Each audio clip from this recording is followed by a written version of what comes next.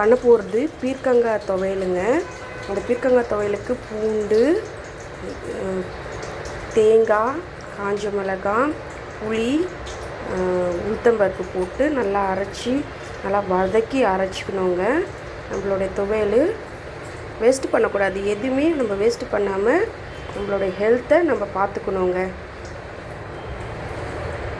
ஓகேங்க, பாய். நம்ம பீர்க்கங்காவை தாளிச்சிடுங்க. இதுக்கு தேவையானது எண்ணெய் ஊற்றிக்கணும். அப்புறம் பூண்டு போட்டுக்கலாம். ஃபஸ்ட்டு நம்ம இந்த உளுத்தம்பருப்பு போட்டுக்கலாம். இதுதாங்க ஹைலைட்டே உளுத்தம்பருப்பு தான். ரொம்ப நல்லா இருக்குங்க இந்த பீர்க்கங்காய் ரசம் சாதத்துக்கு, சாம்பார் சாதத்துக்கு, தயிர் சாதத்துக்குலாம் அப்பா செம்மையாக இருக்குங்க. இந்த அளவுக்கு ஒரு சூப்பரான துவையல் எனக்கு ரொம்ப நல்லா இருக்கும். எனக்குலாம் இது என்னோடய அப்பா சொல்லி கொடுத்தாங்க, இப்படிலாம் செய்யணும் அப்படின்னு சொல்லிட்டு. பட் ஆனால் அப்பா இறந்துட்டாங்க. நம்மளுடைய வாழ்க்கையை நம்ம தானே நம்ம பார்த்துக்கணும். சின்ன வயசில் நம்ம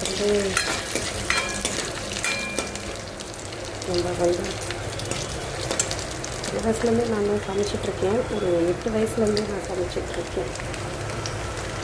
ஆமாம், அது தேங்காய் போட்டுக்கலாம். அதுக்கப்புறம் அந்த காஞ்ச மிளகாய் போட்டுக்கலாம்.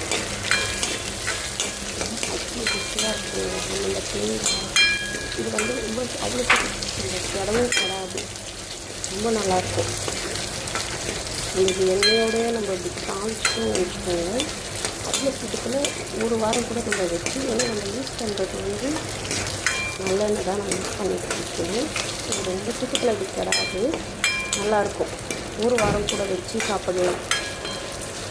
ஆமாம், பட் அந்த தேங்காய் பார்த்திங்கன்னா அதோடு நல்லாயிருக்கும் சாப்பிட்றதுக்கு. நல்லா செகண்டுச்சு நம்ம இந்த இது போட்டுக்கலாம்.